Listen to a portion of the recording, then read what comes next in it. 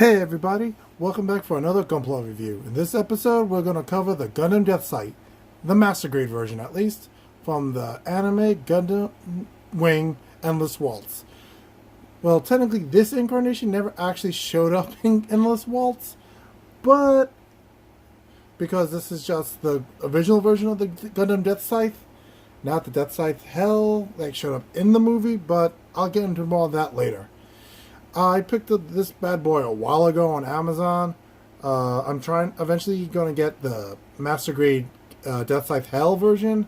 Hopefully for like the 25th or the 50th episode. I haven't decided. So if you want more gunpla like this, check out the link down below from our buddies at Galactic Toys. They have a bunch of great Master Grades, high grades, everything in between, and a bunch of other stuff that's not gunpla related, but it's pretty cool, like pop figures, Yu-Gi-Oh cards. So we'll check that out and the rest of the video. So on a personal note, this was my 100th Gundam built.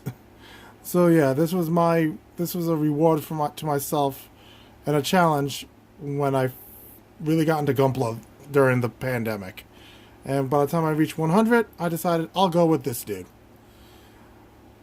And it was easier than I thought, but also harder than I expected. You know? But enough on the personal matter. Back onto the gunpla itself. So this dude is this is the Endless Waltz version of the Gundam deathscythe. This is what it would look like in that, I guess you can call alternate timeline. It's because in that timeline, everything else happened the same exact way, but the Gundams look different. Which I'm okay with, because the EW versions of the Deathscythe Hell is still my favorite Gundam version of all time. Like, eventually I'm going to do the review on the high grade Deathscythe EW. Well, not Deathscythe EW, but the Gundam Scythe Hell Custom. I do have the regular deathscythe from the main timeline. I'll review that eventually too. But let's get on to this dude. So, as you can see, the Buster Shield's here. But I did lose the beam effect for this when I was setting up the desk you see before you. So, it does come with an effect, so don't worry about that. As you can see, it comes with the beam scythe.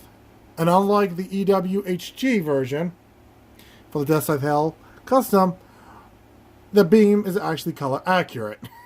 Which, thank goodness for that. Thank you, Master Grades.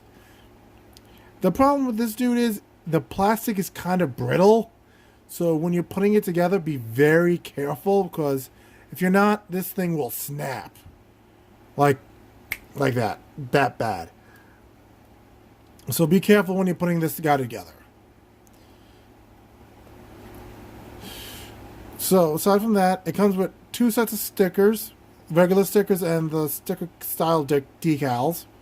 I put one decal on the shoulder. I'm not a huge fan of decals, but this one looks really cool, so I had to put it on it. Again, it was my first attempt at doing it. It's not great, but it looks cool. The color accuracy on this is really good for what it is. It's better than any H grade, like any HG. It's just better than that. Because HGs need stickers and paint to make it 100% accurate. From my experience with Master Grades, it's very little paint, and because the pieces are all individual, and so you get the color accuracy that you need. I could be wrong if I am, but Master Grades, put that down in the comments down below. But I'm fairly certain they're more color accurate than real grades and high grades, but nowhere near as good as, say, perfect grades. And before you ask, I'm probably never going to do a perfect grade. I literally do not have a space for them. I barely have space for my Master Grades. And I only got like 3 of them. I don't count the Gundam Seed one. They're straight can burn in a fire. But aside from my burning hatred for that, let's go back to my buddy here.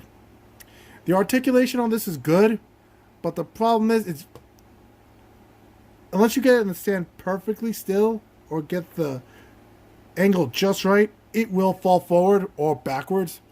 It's not stable per se. So I can't imagine what the wings of the Deathscythe Hell Custom is going to be like. Other than awesome and bothersome at the same point. So you can see the articulation's great. Be careful, the knee joints are very loose. The backpack also has great articulation. So you can pose it like if you want to put them on a stand, it looks like you can have the boosters going forward, back, any position you need necessary. Also, be careful with the back parts. They too will pop off quite easily. So, again, a lot of caution to this thing. It can be very fragile in certain parts, which can be obnoxious.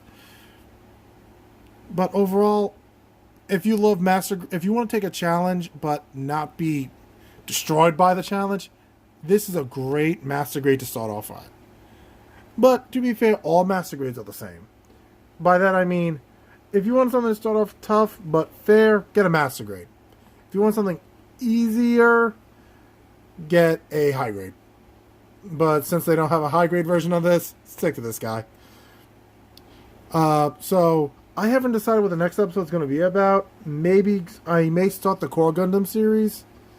And by that I mean the Core Gundam and all its incarnations and all the armors.